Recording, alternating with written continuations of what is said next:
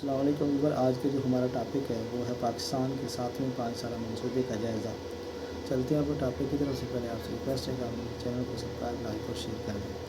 پاکستان کا 7واں 5 سالہ منصوبہ بھی ایک 15 سالہ تناظری منصوبہ 1988 سے 2003 کے تحت تیار کیا گیا تھا، جس میں ایک طرف وسائل کا بھرپور استعمال کر کے ملک کی معاشی ترقی میں اضافہ کرنا تھا اور دوسری طرف زندگی کے معیار کو بہتر بنانا تھا۔ تناظری منصوبے کے تحت کل قومی پیداوار میں 23.6% کا اضافہ کرنا، سرمایہ کاری میں 22 اور حاصل میں 21% کا اضافہ کرنا مطلوب تھا۔ ان اہداف کو بتدریج 7ویں منصوبے اور اس کے بعد آنے والے 2 منصوبوں کے ذریعے حاصل کرنا تھا۔ اس تناظری منصوبے کے دیگر مقاصد میں مختلف سماجی شعبوں یعنی تعلیم، صحت، خواتین کی فلاح و بہبود وغیرہ میں جو کمی تھی اس کو دور کرنا تھا۔ اس طرح سے معاشی شعبوں یعنی مالیاتی پالیسی توازن میں خسارہ، افراط زر اور بے روزگاری جیسے مسائل پر قابو پانا تھا۔ ان مقاصد کو حاصل کرنے کے لیے منصوبے کے دوران بہت سی اصلاحات اور نافذ کی گئیں اور ملک کی معیشت کو آزادانہ طور پر چلانے کے لیے قدرتی اقدامات کیے گئے، جن میں پرائیویٹائزیشن، ڈی ریگولیشن اور آزاد معیشت کے طریقہ کار سے متعلق اقدامات کیے گئے۔ ان تمام تر اقدامات کے باوجود 7ویں منصوبے کے دوران عوامل کی بنا پر منصوبے کے مقررہ ہدف پورے نہ ہو سکے۔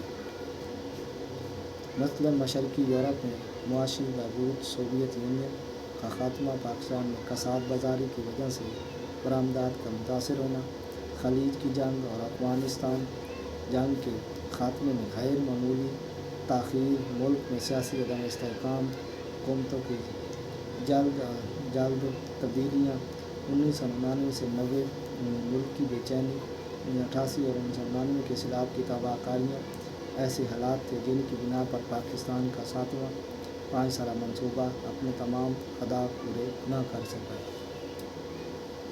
تاہم مجموعی طور پر اس منصوبے کے دوران معاشی ترقی کی رفتار تسلی بخش رہی۔ اس کا اندازہ ذرا منہ سے ہوتا ہے۔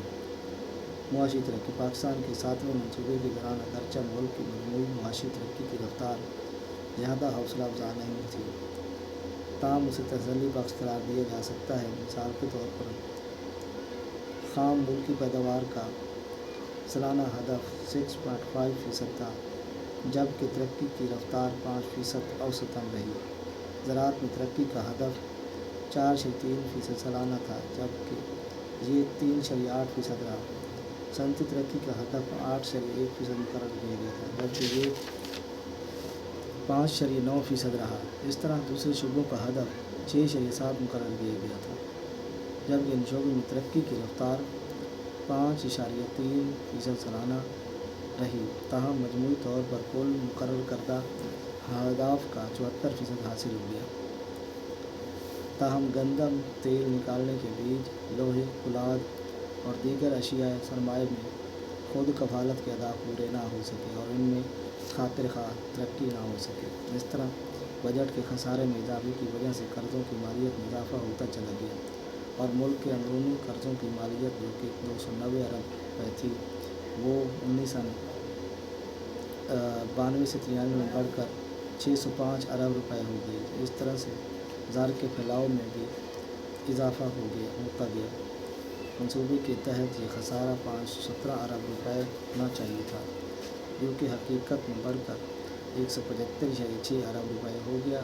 اسی طرح بیرونی خسارہ بھی منصوبے کے دوران 1.68 ارب ڈالر سے بڑھ کر 3.69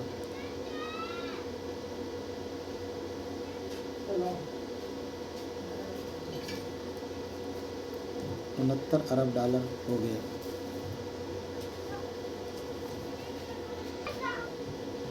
اس کی بیرونی وصولی میں کمی، سود کی ادائیگی میں اضافہ اور روپے کے مقابلہ میں ڈالر کی شرح تبادلہ میں اضافہ تھا۔